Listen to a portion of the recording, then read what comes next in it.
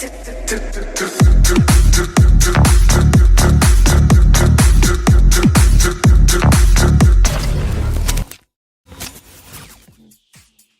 and welcome to another episode of Get Lifted. Today we have a new signing. It's pretty fun. Hell yeah. How are you guys? Doing good, man. Good weekend. How you doing over there? I'm doing pretty good. I just had a hot dog, so that's how I like to start my days, with a good hot dog. A hot dog and coffee or a hot dog and water? How you starting over there? Like hot dog and like a gluten-free bun. I've started to try to be gluten-free just for the mere fact that I was like, why is this such a fad? And then I was just like, oh my god, I have never bloated. This is lit. I like it. Sounds like the way to go. Cool. So why don't you guys introduce yourself? Like, who exactly are you guys? In no particular order, whoever wants to go first. Cool. Sure. Jamie? Yeah. I'll go for it. So I'm Jamie Caden, and producing with Ryan. I'll let Ryan introduce himself as well. But Pretty Fun is a electronic music duo, and we formed a couple years ago. And we've been making house music for the last couple of years. But we're not only limited to, the house music. We're making kind of all sorts of bass music. Been producing for a number of years myself, close to 10 years at this point. So we're really excited to launch Pretty Fun and have some new releases coming out here pretty soon. Awesome. Well, you Ryan? I'm Ryan Chase. I'm not in the game as long as Jamie. I've been producing for around 2 years. Born and raised in New York. But my 2 years producing started out super serious. I was in an accident and I was stuck in a bed for a while. And while I was stuck in the bed, definitely wanted to keep my mind stimulated. And I picked up producing because it's something I was always interested in, and literally put in around 60 hours a week, every week for around like 8 straight weeks. So although I'm new, I was trying to pick it up and absorb as much as I can during that time. But yeah, still relatively new to the game. I've been teamed up with Jamie, someone who's been a veteran in the game. And that's how that's the macro view of how the duo started. How'd you guys meet? Funny story. Jay, you want to take that one or you want me to hit it? Sure. Yeah, I got you. So a couple years ago, we had the opportunity we met randomly at a producer's social event, and we chatted once. I listened to Ryan's track, loved it. Chatted once, talked about getting together, and that never happened, for a number of months, just because we were going our own ways. And then randomly, out of the blue, seemingly Ryan hit me up and asked if we wanted to get in the studio together. And I was obviously super down because I remembered his music, and got together. And on day one, we formed Pretty Fun. We decided that we've got a good chemistry together. Wrote our first song together that day, ended up on our first EP. Back real quick. So how we met at the producer social, I literally was stuck in a bed for like a few months because of an accident, and I was making together music. I put together a few tracks. I think it was my third track I ever put together, like mastered finish. I'm like walking again. I'm good to go. I'm like, let me go to the producer social. It's like a meet where it's strictly producers. You go on, you put on your song, and it's just everyone judging your song that knows how to make music. And going up there, I was like, as soon as I pulled in, I'm like, I'm not going to go in here. Like, I started having all the self-doubt. I'm like, what do I got to lose? Like, I'm back. I'll throw it on. So I get in there, and everybody was at that time was above my level in the group. And I'm like, I'm still going to throw the song on. Whatever it is. Threw the song on. There's one dude in the back who's like hyping it up. Like, dude, this is going nuts. And when I hear his track, and his track is banging, and it ended up being Jamie. And we started talking after everyone played their music, all the criticism went, all the constructive criticism. Solid group of people, but me and Jamie started talking a little bit after, and that's what sparked it. Had a solid conversation with him, respected him as a musician, as a person, and just for the feedback he was giving me when I was at that level.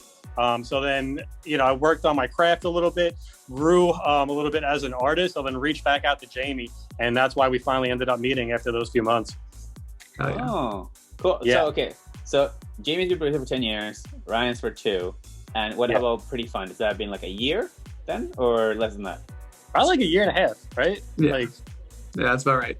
Yeah, because it was when I was like 6 months into the game where I was like, all right, let's start going. And then, yeah, like Jamie said, our first studio session together was so dope because we both bring a completely different lens and an angle to the music game. Like, we're so separate, but everything that we do have in common, like, works out in cohesiveness so well. Jamie's super micro, I'm macro. I'll make a project and throw it, and he's the one who puts it together and like glues everything. Yeah, we have different styles of music. Jamie's more like festival, experimental, out there. I'm more like club, house, repetitiveness. He's more switch it up, make these derivatives to it, and throw it together. So our first studio session together, we started making songs together, and it was just really good. And it like continued to build into what Pretty Fun is now. Sweet. Absolutely. That is awesome. Okay, so now I know your origin story. That's pretty cool. So now let's talk about way before that. And I'm going to start with Jamie on this one.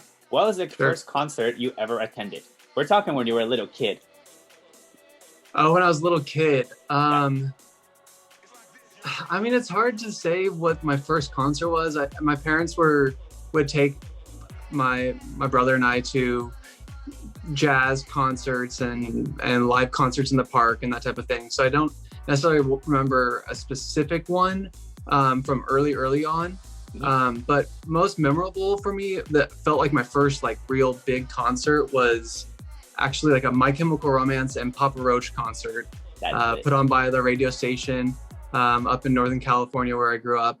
And I just remember it being such a crazy experience because I'd never experienced a room being that loud and just the amount of energy in that room. It was crazy. So that was definitely a transformative experience and kind of seeing like what a rock show would be like, what a big show, sold out show it looks like. And so that was probably like the first super memorable one for me. Did you dress up? Did you like paint your nails black? Or you just like, You know, I did, and my dad took me, and I wasn't as hip as I wasn't in the crowd, you know. Okay. My friends weren't necessarily like in that scene as much, so I wasn't going to a lot of shows, but you know, I definitely rocked the long kind of like emo hair in the front there at that time. Yeah, I think like my first club show that I went to, I paid a ticket for it. My dad lined up in the guest list. He bought me a ticket, then came back. He's like, "Here you go, son." Everybody's just like, "What the fuck?" I'm just like, "Yeah, I'm poor. Just please don't make fun of me." So, yeah. Awesome. How about you, Ryan? What was your first concert you attended? The first concerts I attended when I grew up, I've been skating for like over 15 years of my life. So I grew up with all that type of music. So I used to go to all like the punk shows growing up. Okay. Not like the pop punk, but I remember one concert specific. It was a band called Cheap Sex. And it was just like my first mosh pit, first time going in. And like, I remember the bass dude came out and played handball before the concert. And I was like blown away. I'm like, this is like the best day ever. So we went in there. And that's probably my best memories growing up, is going to like the local punk shows over in New York. How'd you protect yourself in the mosh pit? You don't really protect yourself. Everyone's there for, mostly people have good intent over there. They're not looking to hurt. As long as you're doing your little thing, everyone's pretty respectful in the crowd. And yeah, I mean, you do your little thing, you dance, keep your head down, keep your chin tucked in a little bit. You'll be all right. Yeah. Fair enough. I've been to like a mosh pit twice, and every single time, like I got knocked out. It was pretty lit.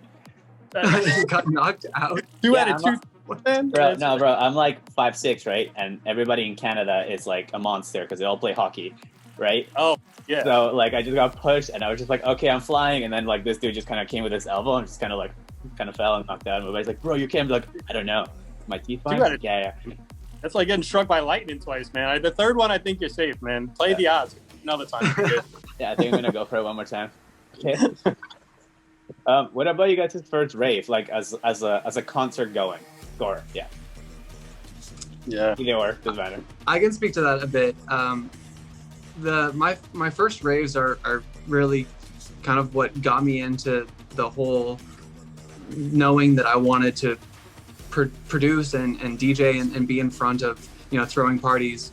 I went to school in Santa Cruz, and the kids there would throw forest raves. So they would go off into the woods up above the campus, try to find a kind of like a hiding spot, essentially, where the cops couldn't get to, set up their big speaker system, make an invite, send around the invite via text, and then you know, that we'd have these parties in the woods, and it was crazy. They would have the full setups with the lights, the stage, and everything. It was just, that was my first year of college too, and I just remember thinking like, this is it. Like, I want to be the one throwing these parties, like bringing everybody together. So those are super memorable for me. So they weren't like I guess that it's kind of more like the underground rave scene, you know, that used to be probably 10 or 15 or 20 years ago, where people are putting things together and just going out and having a good time.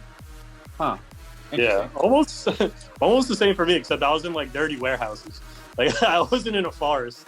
New York doesn't have a forest. They're just in like a dirty warehouse, but everyone's still having a good time.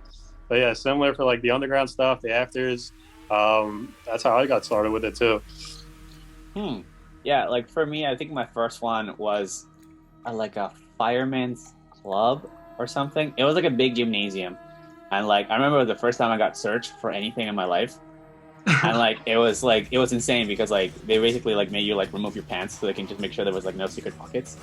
Mm-hmm. And like they literally went through your wallet. So I don't know if you guys got like checked when you were like going through the wave. Was it insane or was it just my experience? Because like everybody in the line, jeans, they go through the wallet, like do a little spread. Yeah, I don't know if I ever got the wallet checked, but I was always, you know, that was something that my friends, it's like what happens, you know, like it's just a whole it seems like in recent years like security is a little bit more loose, you know. Sure. But I don't know, I haven't had any crazy strip search stories or anything like that. Yeah, no, I think it varies from country to country. So for example, in Canada, depending on like which promoter is throwing it, basically like the security varies quite a bit. It goes from like, "Hi bro, go in," to just like, "What do you got in there, man? What?" Right? So like, I guess it really depends. When I went to the States, I went to Paradiso in like Washington. That was like the worst search I ever got in ever. It was literally, the dude just looked at me. He's just like, "Okay, go in." I was like, "What?" Yeah. The best parties. Yeah, and like it was so funny because like literally like 10 meters away from that, like you can see dudes just like taking out their shoe and taking out something from like underneath their sole, and you just be like, all right, so like that was a waste of fucking. What do you even have people there? We planned way too hard. Yeah. For this. Okay, so from your experience raving, I guess like what's the strangest things you guys seen? Like straight up weird. Bro, this one's hard. I feel like there's nothing that's weird when you're partying like that. There like so many things happen, but there's nothing that like catches your eye. That's a good question. I mean, everything's normal over there. Like you're in like La La Land. Like what else? Okay. How weird could it get that it's above the normal weird? Well, yeah, I don't know. Go ahead. You know? This is a hard one for me too. I can't say that I've seen anything that's just like mind blowing or both mind blowing and memorable enough that it was like out of place. You know? Yeah. Like, so for example, like the first weird thing that I saw ever was this dude. His name was Long, and he was just known for like holding a water ball on his head the whole rave. It would never drop. It would never drop. He would jump. It would just never drop. And the dude would like take it out to drink it, and he just put it back on his head. I'm just like, what the fuck? Right? Would he like spit it out so it's empty by the end of the night, like every 20 minutes, so he knows how much water intake he has? I never kept up with him the whole night, but I just remember being like, that's like... I mean, how do you keep up with that? Like, I was just shocked. I saw one guy once, he cleared like this huge space in the middle of a club, and then all of a sudden he was just on one foot, and he was just hopping on one foot, and then he would like turn around, and then he was just like hopping the other way back, and he was doing it for like a good half hour. It was like no dancing, not even like in tempo, just straight like and then just back, and everyone kind of let him do his own thing. Like he was over there rocking out. Like it was just like the thing of the night. Like, oh yeah, that 1 foot guy just hopping back and forth in the middle of the club. I remember it brought me laughter at that time. I was like, this dude's killing it. Like he's having the best time of his life. But bring him and the water guy together. The water guy could stand there. He could go around them. They could do it. Yeah, he's since made a career off of that. The 1 foot jogger. 1 foot guy. Okay. So like when you guys like were about to go out, like usually how do you guys prepare yourselves to just like, let's say you're gonna go to a concert or whatever, and do you have like a thing that you do like, yo bro, we're gonna meet at like 8, we're gonna start drinking, we're gonna have a barbecue, or is it more like you go for cocktails, do you dress up in suits, like what do you guys do before you go out? I always try and plan everything like that, other than I show up last second, grab whatever I can, and next thing you know, I'm go to the middle of the club. Like, I wish I could be better at pregame, and my time management's horrible. Even it's terrible. Maybe I should get that better. Yeah, I always went the economical route and definitely partook in pre-gaming. You know, try to get to that level where you don't have to buy, you know, you can buy as few drinks. You know, you can be buying drinks throughout the night, right?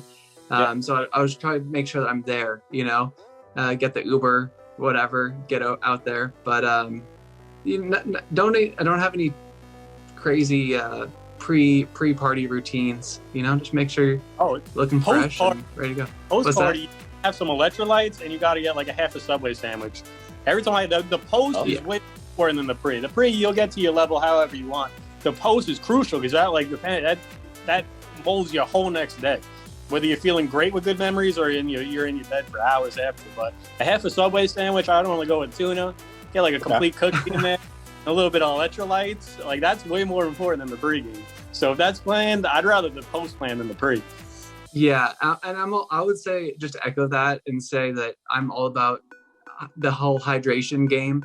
And anytime I'm at a show, concert with my friends, I'm always that guy who's like, here, have some water. Did you get some water? Like, drink some water. That's me every time. You put it on your head sometimes too. Is he just talking about you? What's that? You put the water on your head sometimes too? Yeah, no, I mostly keep it a little lower. You know, I kind of keep it a bottle in each pocket, you know, the back pockets. Oh, damn. I'm not quite as balanced. The back pocket bottler, man. That's a move. That's a move. Yeah. Yeah, I'm a little bit more like Jamie. I bought these jeggings that just the pockets are so stretchy. So like you can't tell that they're going to stretch that much for a full like size water bottle. So it's just perfect. They never have to hold anything. The one thing, like in America, do you guys, when you get water, do you get your caps thrown off? Yeah, sometimes, so you don't like throw it, or you can use it as a weapon if you close the cap and it's heavy. So yeah, they do that over here. Yeah, I would say so. Some places, most places, I'd probably say. Yeah. I think like for me, like we usually convince the guy that sells the water bottle to sell us a cap for $100. So we should just close the cap. Like, come on, man, that's $100 stashed in your wallet, man. You gotta stash the caps in your wallet. Yeah. Bro, that's what we gotta make, like something that could mold out like a big piece of gum you could just put on top of water bottles. The underground market hydration in the clubs. You never know what kind of brand they're gonna buy. So like sometimes you get one that's too big and you're just like, motherfucker. Right? So yeah. What about you guys drink of choice? Like what do you guys usually drink? Everything. Yeah, everything. You don't have a go-to? I'm going out. Like if I'm gonna actually have a night out, it's actually the rare nights where they're playing. I'll do 2 Negronis, and then I'll go to beer, and like then I'll ride out beer for the rest of the night. Negronis are strong. It's like 3 mixes of alcohol, and it's 2 of those, you're like pretty good, and then just beer it out for the rest of the night. Yeah, I usually do stick with like light liquors. I like everything. I like tequila. Like that. I like a good margarita. It's easy to drink. Yeah, but I'm not too picky. But I don't try to fill up on the beer too much. Right. Depends on the night. You want to be on the night. You're going to be hanging out. You got to like keep your composure or not. So right. Yeah, it's strongly dependent on. If you don't need to keep your composure, then it's just whiskey hard. Yeah, hard whiskey. Whiskey neat. Well, yeah, like I think for me, like I drink this drink called the Supermodel, which is basically vodka and water. Yeah, super. The thinness. Okay, vodka and water. That's usually a classy drink. Yeah, you got to get like a high-end vodka if you're gonna order that drink. Then you can't be going with like the well vodka, mix it with water. That sounds like a test. I usually go with Ciroc. I like that one. Like Ciroc Mango. There you go. That sounds fire. I don't know if Ciroc is actually a vodka. I think it's I think they make it with grapes. I could be completely wrong on this, but I'm pretty sure they make it on the same process as like a wine, but they consider it like close to a vodka, but it's like its own kind of alcohol, but it's smooth as hell. Yeah, hell yeah. Yeah, I don't know. Like I used to work with Russian people, and they told me that vodka was made out of wheat, and I thought it was made out of potatoes, and it blew my mind. And I was just like, well, it is. Those are all correct. Yeah, but I always thought it was just potatoes. So I was just kind of like, it was wow, just potatoes. Yeah. So ignorant. That's cool. Okay, what about like the first song that you guys ever heard that was EDM? The one that was just like, what is this music? I can speak here. This might be in poor taste at this current moment in the EDM scene, but I specifically remember hearing the first night that my friend bumped some Bass Nectar full volume in her car after I was, at work in high school one time. And I just remember just hearing that, just not even knowing what to think. I had never heard anything quite like it. I hadn't heard dubstep. I hadn't heard just the crazy bass sounds that was just so focused on the beat and the newness of everything. And those songs definitely stuck with me as far as just the top level, just crazy energy, the amount of almost experiencing music in a different way. That dubstep is much more, dubstep and electronic music, much more about dancing than a lot of the pop and the other more traditional styles of music that were being played at the time. So that really stood out to me. And of course, my love for electronic music built from there. It wasn't only dubstep, but there was a lot of cool things happening around that time within dubstep. And then I remember the whole glitch scene popping up probably around 2010, 2011 is when I got into that.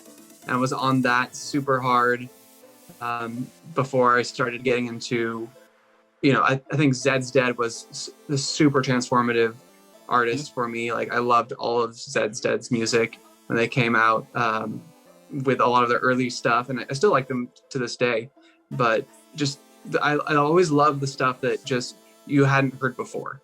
It was something so different, but something also so danceable, and it felt like it should have already happened. Like, how has somebody not created this kind of sound before that's so amazing? So those were some of the artists that I was listening to it back in the day. Yeah. What are you, bro? Yeah. I don't know like the years that it became like EDM, but like the house dudes, I don't know if they're still using like the 909s and all that stuff, or if it became like the EDM. But like Oscar G and Boris were two artists over in New York. When I heard their stuff at clubs, I was like, these guys are insane. They weren't huge, but they were low. They were a little bigger than local. They'd probably be like regional. DJ Boris, we used to call him Uncle Boris because he was a little bit older. And then this dude Oscar G used to kill it. Other than house music, the Neptunes was huge growing up. I used to love all the stuff that Pharrell was putting out, the Neptunes, Nerd, all that electronic music was mind-blowing. Like the clones, like that stuff went so hard for the day. Like I used to jam out to that nonstop. Yeah, I can't remember exactly what my first EDM song is, but I remember like I'm Blue. Oh, sure. That's Banger. Everybody lyrics were, everybody would speculate. You didn't have like Lyric Genius on the computer to look it up. But yeah, or like Aqua. Aqua's fire. Aqua? Which one was Aqua? Dude, you gonna sing for me? It's the Barbie girl. Like I'm a Barbie girl in a Barbie world. That one? Oh yeah. Classic. Yeah. Classic. It's That's another one. There it goes hard. That's a fire song. Okay, now switching things up a bit. Now I really like hamburgers, so I want to know what your favorite hamburger is, and maybe tell me where I can get it so I can go eat it. Okay, I got you. Okay. My favorite hamburger is from a place in Willow Glen, California. It's in the Silicon Valley. And it's at a restaurant called The Table. The Table? It's a trendy restaurant. They've got a lot of different dishes and stuff, but the cheapest and best thing on the menu is their burger, homemade buns. It's a pretty simple burger, actually. There's not too many toppings, some grilled onions, but something about the way they're doing the sauces and there's lettuce on it. There's no tomato, and I love tomato, but they don't need it on theirs. It's just the spot. You know, you can get it pretty much as rare as you want because it's high quality meat. You know, they're all, it's that type of restaurant. So I would say the Table in Willow Glen. Willow Glen. Okay. Yeah, you're gonna kill me, but I'm not even a foodie. Like, I'm not even big into food. Like, I use it like hamburgers. Like hamburgers. I've actually never seen Ryan eat before. I'm not that big into food. I'll do like my little snacks and stuff, but like, I mean, I'll eat burgers. I had a bison burger last night that was really good. Like, it's good, but I never like crave it. I don't like, I can't rank food. I'm very plain too. I'll eat just like the meat, the cheese, and the bun. Like, anyone that eats around me knows like I'm boring when it comes to food. I don't spice it up. I don't care. I just like eat it. Like, it's just like a chore. Huh. Okay. So I will go to the Table and I will not ask Ryan for burgers in the future. Yeah. I like it like the most plain, like protein intake is good. Like, make sure it doesn't have too much fat in it. And like, that's the stuff I look into. Like, taste is like, it's not highly ranked on how I choose my food. Oh, okay. Interesting. No, like, I have like what's it called? A very particular way that I feel about food. I like the story of how you feel when you walk into a restaurant. So let me explain. There's this like fried chicken place in Vancouver where you walk in and it's like two Asian people at the front. The dude at the front is always red. The girl in the back is wearing a Gucci hat and she looks like she wants to kill her husband, right? The place does not look good, right? It does not look good, but there's a huge ass lineup. You don't even know what's going on. You walk in, you order your food, you get your chicken, it comes in just straight up like tinfoil. You're just like, what's this? You open it up and you smell the story of how they got there. And every bite is just like how they made it. And you're just like, oh my God, this is the best chicken I ever had in my life. So like, can you taste the anger from the wife? Dude, yeah, yes. Yes. Burgers, pounding it all day. You're just tasting her hate like that. Dude, it's like the spice. It's the spice. It's everything. Like, you see everything, you eat it, and you're just like, oh my God, this is the story about these people. So that's why I like food, and that's why like I like asking people how they feel about their burgers or whatever. So you like kind of find out like what do they look at when they look at food. So for you, it seems like more like the aesthetic, like the simplicity of it. You just want to eat it, right? So that's why like that's kind of why I asked that question. I heard of food getting made with love. I never heard of it getting made love with hate, but maybe you're onto something, man. Was it like someone's angry? I'll ask them to make me a meal. Maybe I'll start liking food. I think I heard that from like Everybody Loves Raymond. And then she's like, do you know why I married your mother? Because her food is better when she's angry. I'm just like, oh my God, is this a thing? That's awesome. I don't remember that one, but that's epic. Okay. What about like, do you guys like eat snacks while you're producing or no? You just like snacks I'll do. So whenever we produce, go over Jamie's crib, that's where the studio is, and I'll bring over like a complete cookie. I'll bring over a naked shake, and I always only drink half and forget the other half in the fridge. And that's the routine of 100% of the time. What? Yeah. Well, I don't think I've ever taken the half, and it's too much sugar to drink in one sitting. So I always drink half of it. Then I'm like, I'll have the other half on the way home. Let me get bombarded with music, and then my mind's not thinking about the fridge and food. And then I'm out of there. And then I like text him like, shit. If I'm back soon, keep that in the fridge. But if it goes best in 3 days, he normally throws out my nakeds. My bad. But the Lenny and Larry's cookies, like I almost always bring it out here like a little clip bar. But again, just for fuel, just so I'm not hangry while I'm making it. But look how much passion we got out of you right now about talking about that cookie. So you care about food, bro. It's just little things. It's good. Put it in the microwave. Anyone who eats those Lenny and Larry's cookies, you got to put it in the microwave for like between 18 seconds. Anything actually too mushy and like falls apart. 18 seconds in the microwave, like the double chocolate, whole another experience than how they are normally. Right. Okay. I can see that. One of the few things. I mean, coffee is like the main studio. Like that's the thing that's happened. You know, there's going to be caffeine of some sort, and most of the time it's the coffee.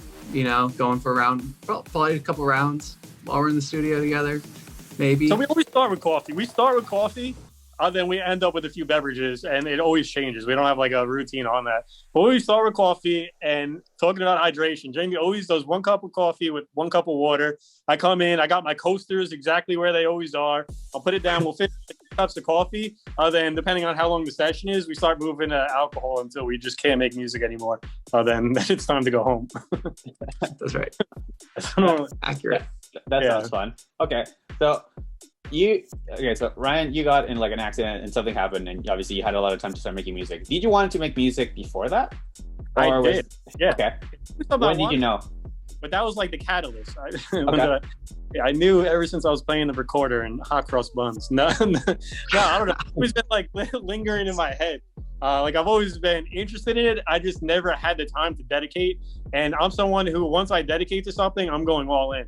And although it's always been on my mind where I want to make it, I never had just like no work. Like being in the bed, it was like a blessing. I'm like, yeah, I'm banged up, but like I have no work for weeks. What am I going to do? And like that was the catalyst to like push me to do whatever I want to do. And that was the number one thing where I wanted to learn is just like music theory, music production, and everything entwined with it. So that was like, it was like a blessing in disguise to like have some time off in the weirdest way. Okay. I think that for what I've kind of learned about Ryan is, everything he's saying is true right here, where it's he just goes in and learns things super quickly. Mm-hmm. But I think also you're a really good listener, Ryan, and you have really eclectic music taste as well. And I think there's so much that goes into making music, from just listening and understanding it and listening to different things. And that plays so much into the whole writing and being able to craft your own music, even if, you haven't been doing it for 10 years. Just kind of the analysis of it, really thinking about what feels good. All those things are super important, not just the tactile producing of it and writing. Thanks, man. Appreciate it, homie. Yeah, cheers. Yeah, but the more I learned about music, the more I was intrigued with it. Because I come from an economic background. I'm good with numbers. I mean, literally, I can't really spell, read, or write. So that's why I'm good with numbers. It was my focal growing up.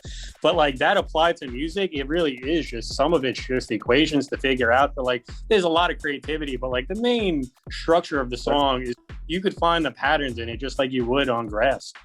So I think me bringing that background, along with Jamie's been in it for so long, where he's so good on the micro aspect of it. That's why it works out very well. And it's we both bring something super unique to the table. Okay, absolutely. So Jamie, when did you know you wanted to make music? So I've been playing piano and instruments growing up. Yeah. Before I took piano lessons, I was classically trained, and I always enjoyed improvising more than I enjoyed learning songs.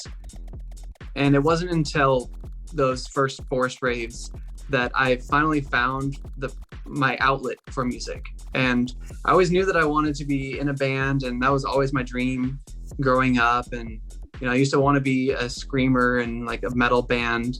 But just didn't have the right people around me to make that happen.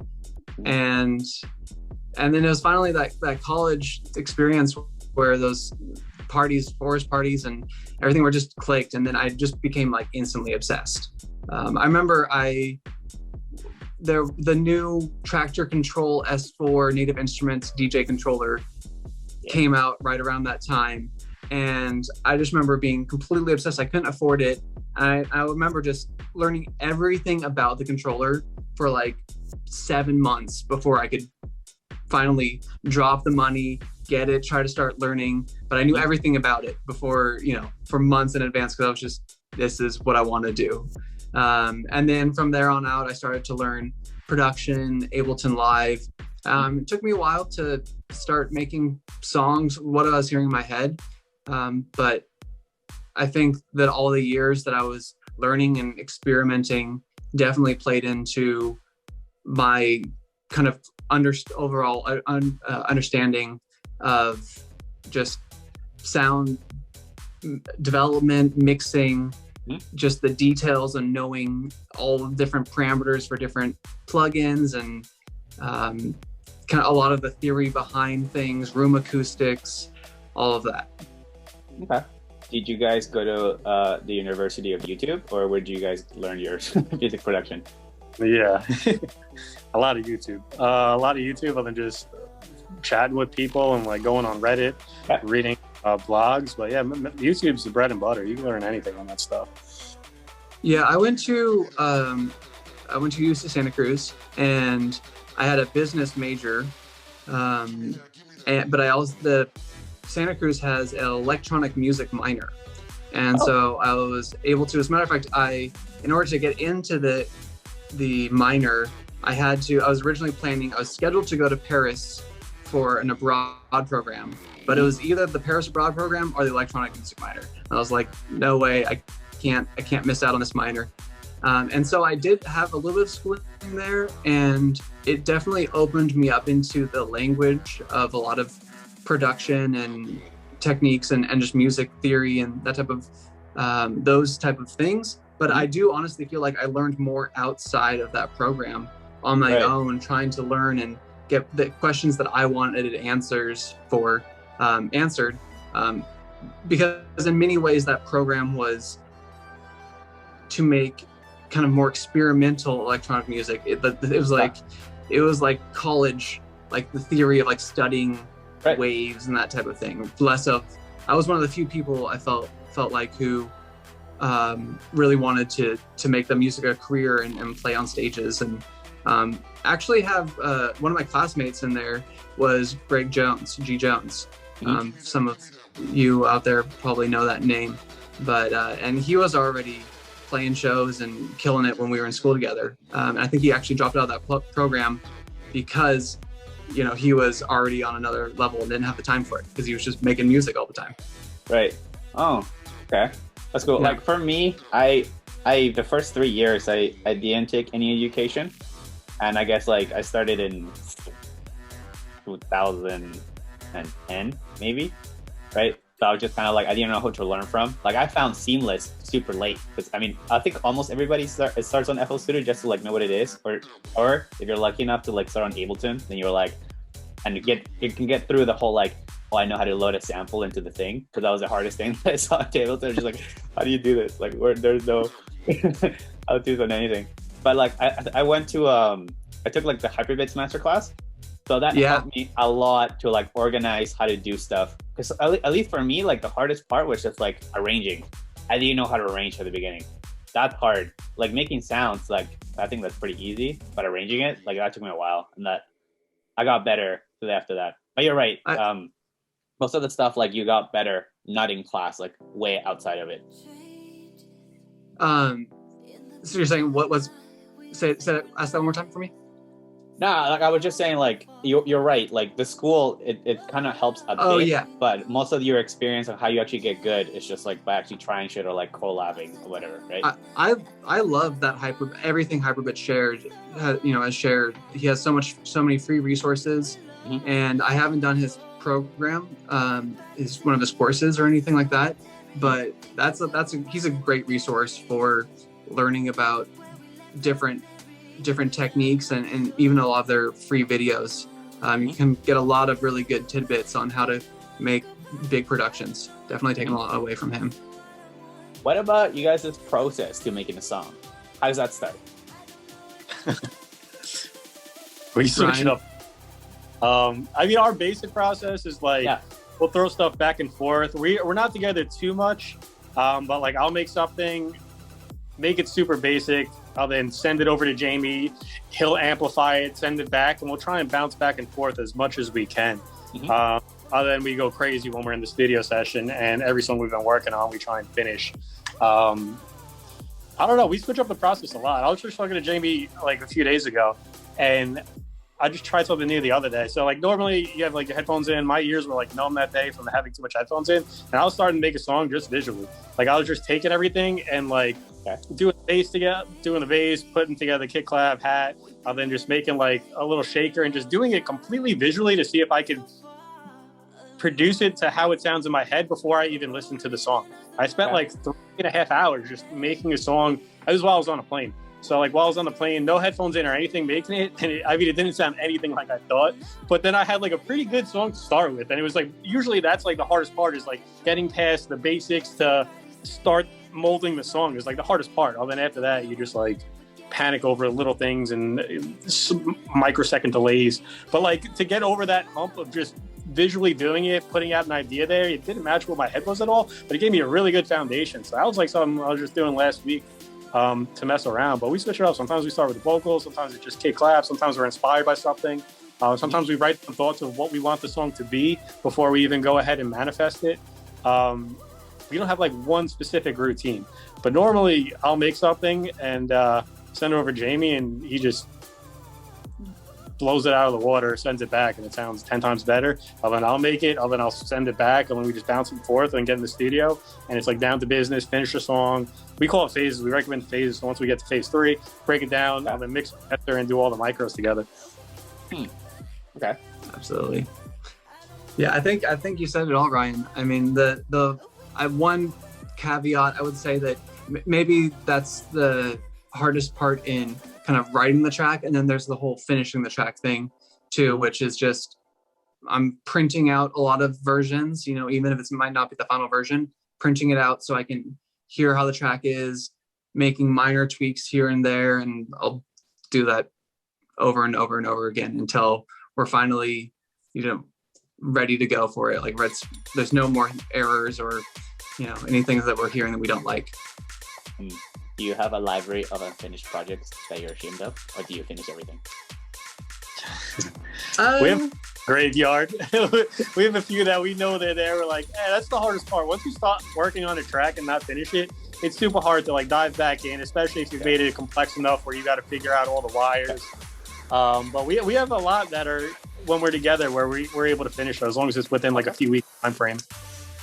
Yeah, it seems like we have a number of projects, and I don't know if we're necessarily embarrassed for anything.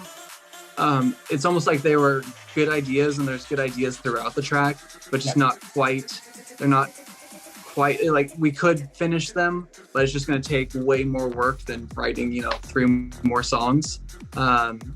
So yeah, I'm proud of all the stuff that we've done together.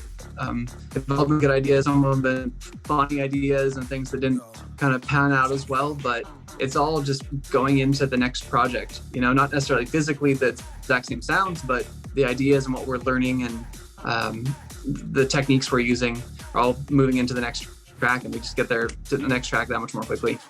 Okay, cool. Yeah, no, I'm asking that question because the answer that I get from artists is very different. Some are just like, I finish everything, even if it's not good, right? Some people are just like, bro, if I'm not feeling it, it's just like this other hard draft that I have, right? Like for me, I think I'm one of the weird ones that like straight up, if I don't like the track within like an hour, I'll just delete it. Even if I wrote like most of it, I'd just be like, screw it, I'll just start a new one. So like, that's kind of like, that's what I'm asking about it. Everybody has like a different thought process on their art. I don't delete anything. Ryan deletes everything. I delete everything. I wiped my whole computer out like a few months ago. I'm like, anything on it, like I got a new laptop, I'm not transferring anything. I listened to it, I jotted some ideas around, saved some samples, and I'm like erased literally like the 20 songs I had like done. It hurts my soul when you do that.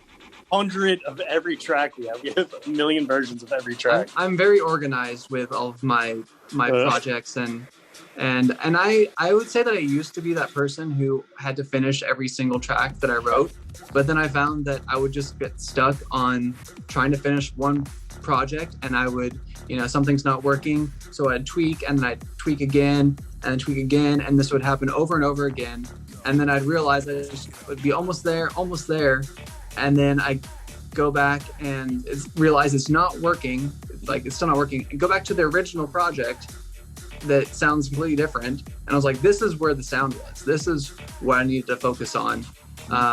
And so I find that sometimes when you just keep on having to change things again and again just to try to make the track there, it just takes too long, and I've spent months like on one song and then didn't get anything else done, it seems like, just because I was just so obsessed with getting it. I mean, granted, a lot of learning process, learning what to do, what not to do, happened during that time, but I'd rather just get music out, Okay, fair enough.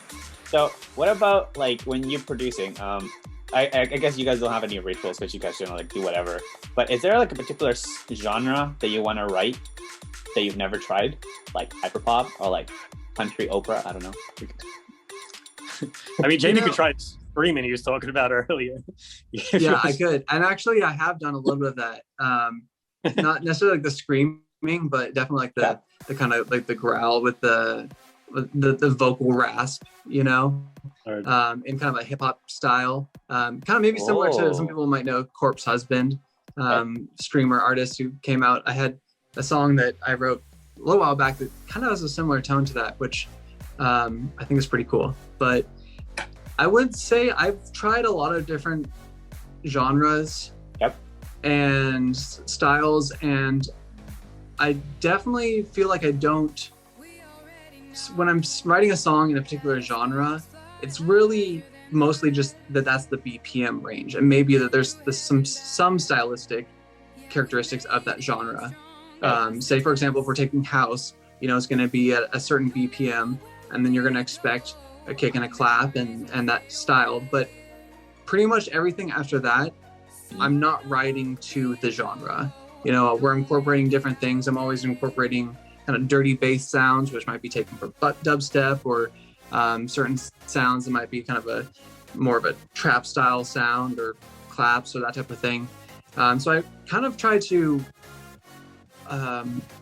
fuse multiple different genres into one song.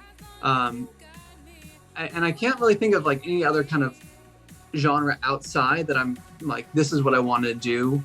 I think maybe it would be to write like a live acoustic instruments, or, you know, electronic, like do a band, something with that, with more live instruments.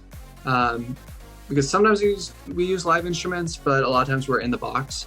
So I think that would be kind of another way to kind of change up what we're doing a little bit. Okay. What about you, Ryan? You want to try making something weird? Rap? Yeah. I'm on board with whatever Jamie said. Whatever he wants to do, I'll back. Bring whatever I can. Okay.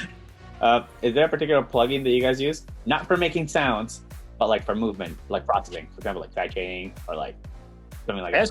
Pick a favorite plugin is like tell them to pick a favorite child. Exactly. Which is your favorite, bro? We have a few go-to. Whatever, we both think the same thing. Like if there's something off, we're like, let's go to that. We use Raw a lot, Oxidizer. Okay, so first of all, I'm going to stop you there, Ryan, because people are not going to know what either of those are. So Uad Raw is a distortion pedal that Universal Audio has, and that's the one where we just like throw. We just want something to change. Like, what does this need? Like, it just needs some crunch. You just like throw it on that instant crunch, filter it, and everything. The Oxidizer, Ryan always calls it the Oxidizer. It's the Oxford Inflator. Oh, okay, yeah, that's inspired. Yeah, it's so good. It's so good. Yeah, as far as movement, a lot of the movement stuff that I'll use Fat Filter Pro C 2, I think I have, and I'll use that for sidechaining. But that's really cool because you can go in and EQ the input signal, get rid of all low end, and kind of really, I feel like I can really dial in a lot of the movement with sidechaining with that compressor. As far as movement though, I mean, compression is definitely like the sidechaining is a lot of how we get the movement.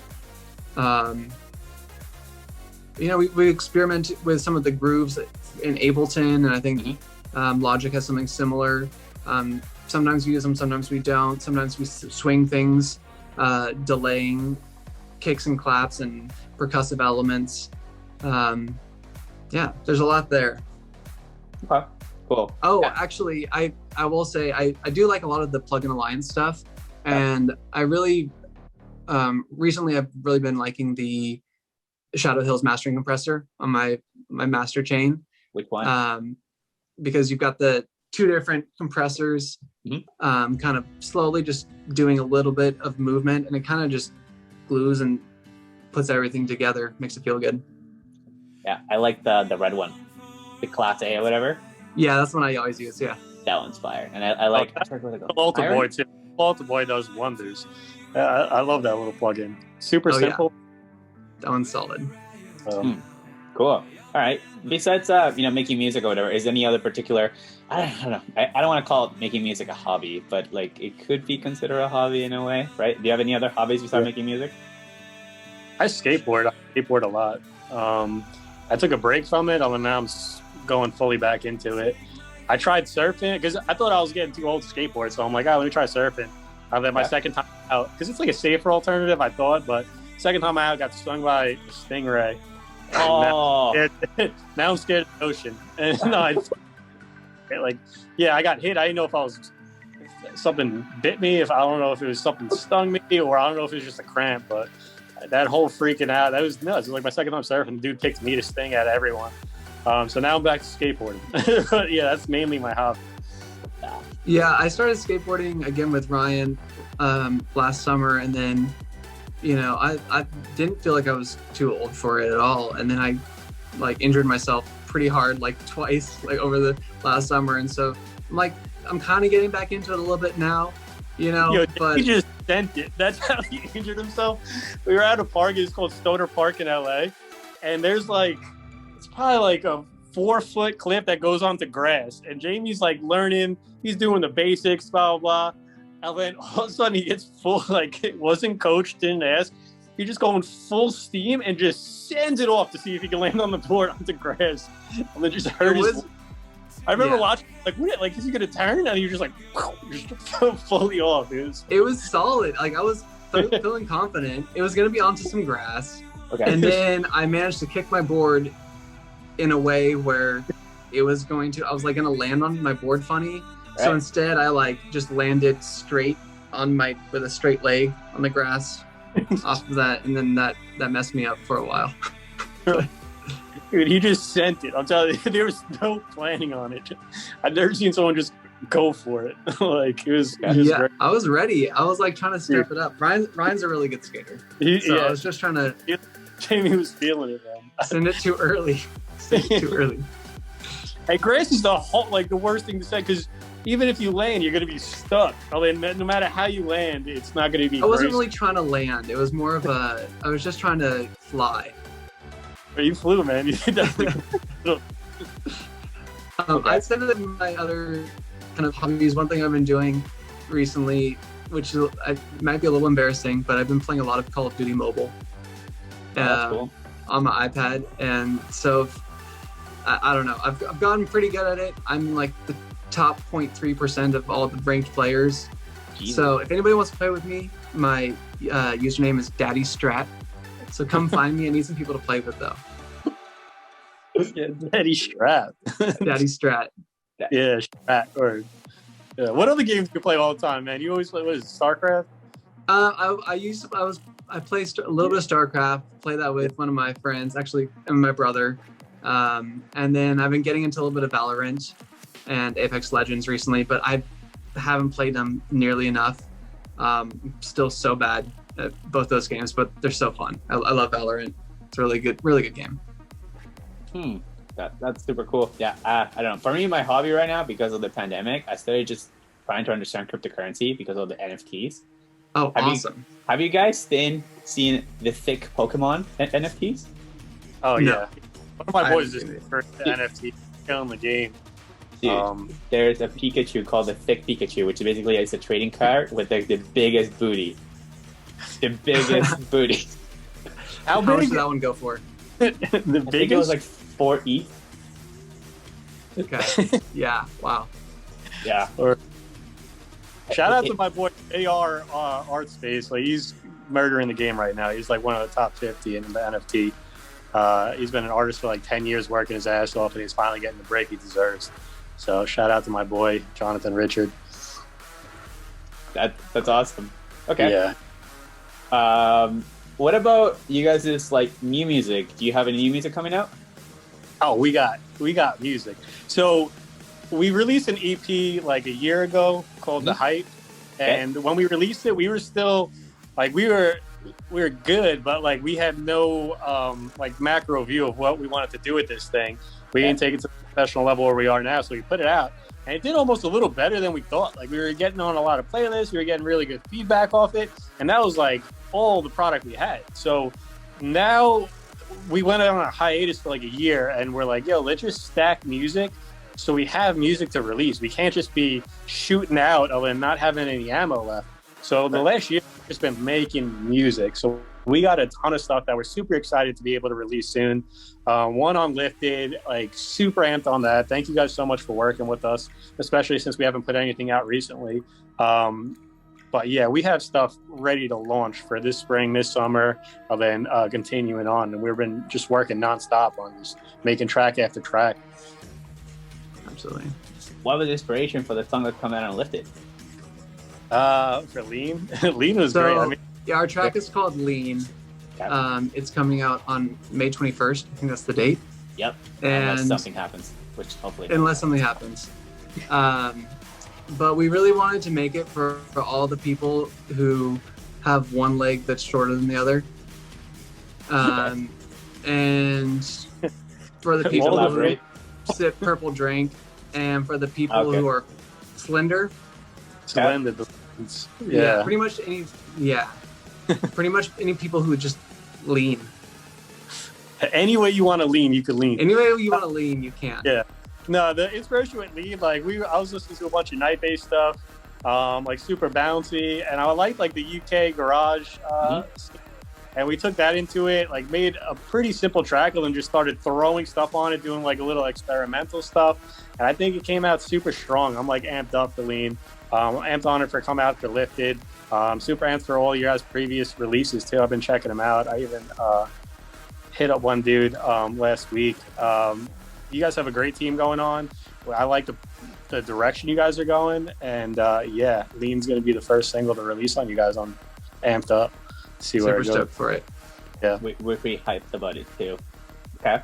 Do you guys want to tell anything else to the audience before we say goodbye? Anything they should know about you guys? We're super reaching up, especially if you're in LA and you want to jog ideas back and forth. We're trying to build like a solid community in LA with artists, any other visionaries, anyone just in art in general, whether it's music related, painting related, whatever your space is. If you're in the LA area, or even if you're not in LA, hit us up. We're like, the more minds we have connected with any similar, any similar direction of just benefiting each other, growing as artists, like, contact us. We're more than happy. Sometimes people reach out, and it makes me excited. I like helping as many people as I can. We have a ton of stuff that we're going to be able to release. We've been working with a bunch of different artists in the last few weeks. Especially Jamie's been killing it. And yeah, we're just excited to grow together. Like, reach out. Let's have some good conversations and push this thing. Yeah, definitely want to echo that. I mean, as Ryan said, I mean, we're doing our best to kind of uplift the people around us and working with other artists who are around us, helping them shine, and then, cross promoting and all of that, just helping each other out, whether you're an artist or, photographers or somebody who likes the music, being in the music industry. And also the other thing, just a quick plug, follow us on Instagram, Pretty Fun Music, Twitter, Pretty Fun Music, and then our individual socials as well. So Jamie Caden and then Ryan Chase.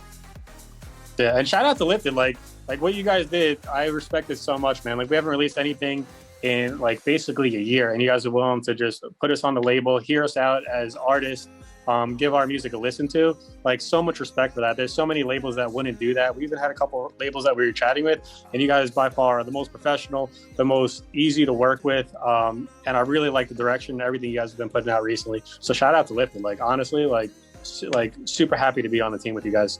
100%. Yeah. Can't thank you guys enough. You guys are great. Thanks, guys. You guys are gonna make me cry. That's lit. Well, that's all we were gonna talk about today. So thank you so much for tuning in, and we'll see you guys next time. Cheers, guys.